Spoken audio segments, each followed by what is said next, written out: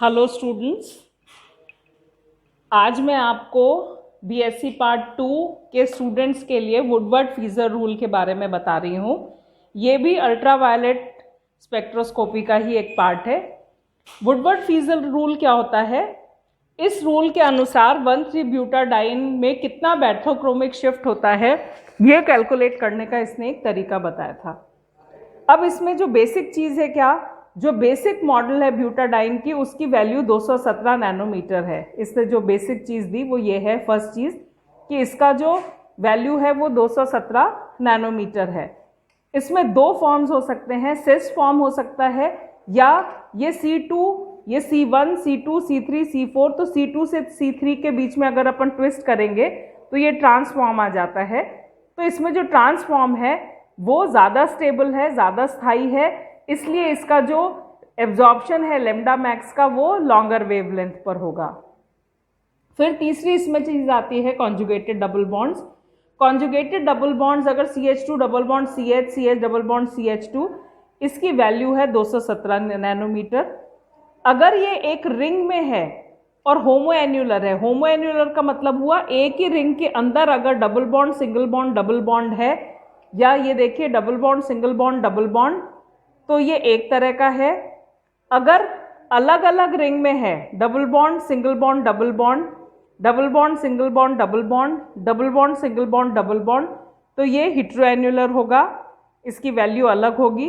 फिर जो तीसरा टाइप ऑफ इसमें जो बॉन्ड आते हैं वो देखने वाले हैं एक्सोसाइक्लिक और एंडोसाइक्लिक कॉन्जुगेटेड बॉन्ड्स। ये बॉन्ड अंदर है तो ये एंडोसाइक्लिक है, और ये इस रिंग से बाहर है तो ये एक्सोसाइक्लिक है।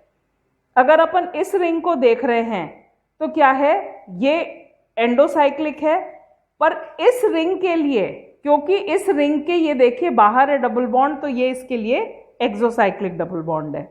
देखिए ये पूरी एक रिंग हो गई, इस रिंग से सटा हुआ ये डबल बॉन्ड बाहर है, इसलिए ये एक्सोसाइक्लिक है। अगर अपन इसको देख रहे हैं तो यहाँ पे क्या है, double bond, single bond, double bond, तो यहाँ पर क्या है कि इस रिंग के लिए, ए रिंग के लिए आप देखिए ए के बाहर ये डबल बॉन्ड है, तो ये इसके लिए एक्सोसाइक्लिक है। और अगर अपन इसको देख रहे हैं तो बी रिंग के लिए ये इसके बाहर है, तो ये इसके लिए एक्सोसाइक्लिक है। तो इस तरह से इन चीज़ों को देखा जाता है।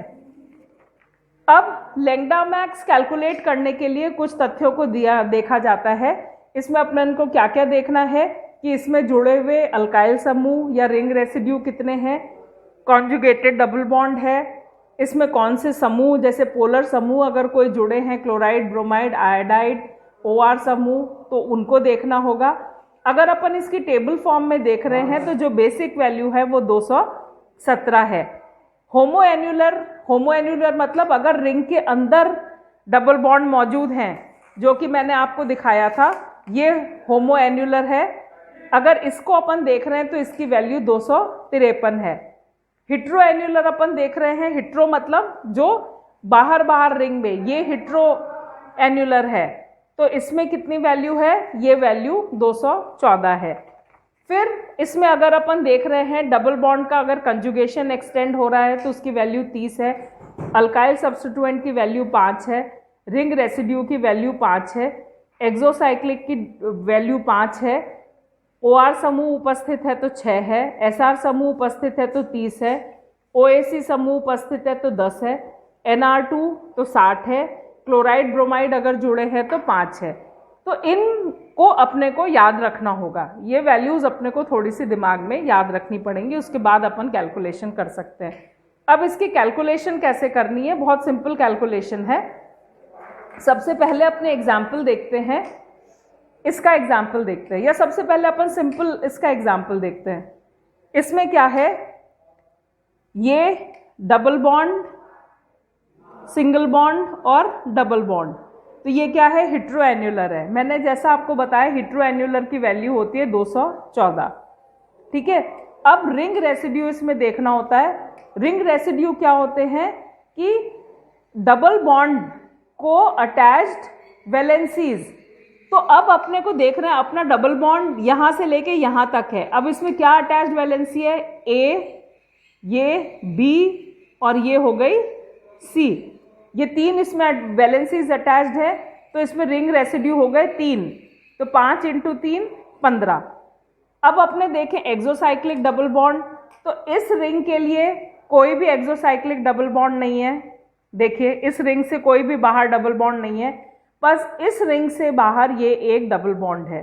तो इसका मतलब क्या हुआ कि इसमें एक एक्सोसाइक्लिक डबल बॉन्ड है, तो इसकी वैल्यू 5 जोड़ दी।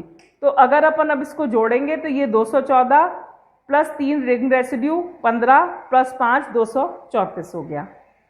अब इसी का एक और फॉर्म देख ले, ये इसमें क्या हो रहा है, सेम है, सिर्फ क्या अंतर है, ये अंतर है।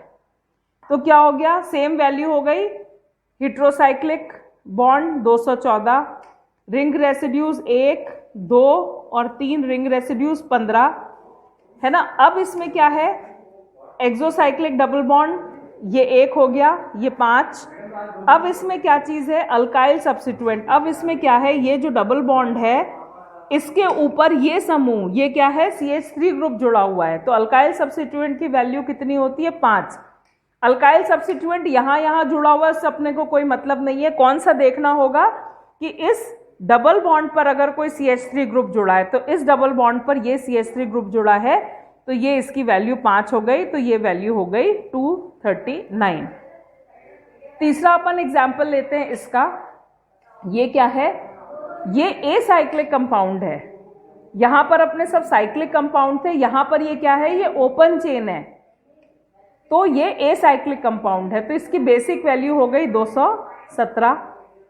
अब अगर अपन देख रहे हैं इस एसाइक्लिक डबल बॉन्ड पे, तो इस पे अल्काइल सब्स्टिट्यूएंट कितने हैं, तो इस डबल बॉन्ड पे CH3 ग्रुप जुड़ा है और इस double bond single bond double bond पर ये CH3 ग्रुप जुड़ा है। तो इसका मतलब क्या हुआ, इस पे 2 अल्काइल समूह जुड़े हुए हैं, तो ये 10 नैनोमीटर इसमें ऐड करेंगे। अब रिंग रेसिड्यू की बात करें तो इस डबल बॉन्ड तो कंप्लीट है, यहाँ पर इस डबल बॉन्ड से ये और ये 2 रिंग रेसिड्यू हैं, तो इसमें 2 × 5 रिंग रेसिड्यू हो गया। और इस रिंग के लिए ये एक्सोसाइक्लिक डबल बॉन्ड है, इसलिए ये 5। तो अगर इनकी अपन वैल्यूज जोड़ेंगे तो ये हो जाएगी 217 प्लस 10 प्लस 10 प्लस 5 242 नैनोमीटर। तो इस तरह से इसका कैलकुलेशन किया जाता है। तो अब ये तो एक छोटा सा डेमोन्स्ट्रेशन था, अब आगे की उसमें मैं आप लोगों को और डिटेल में इनके बारे में बताऊंगी कि किस तरह से कैलकुलेशन करते हैं। मैं कुछ और सॉल्व करके आप लोगों को एग्जाम्पल्स दिखाऊंगी। Thank you so much.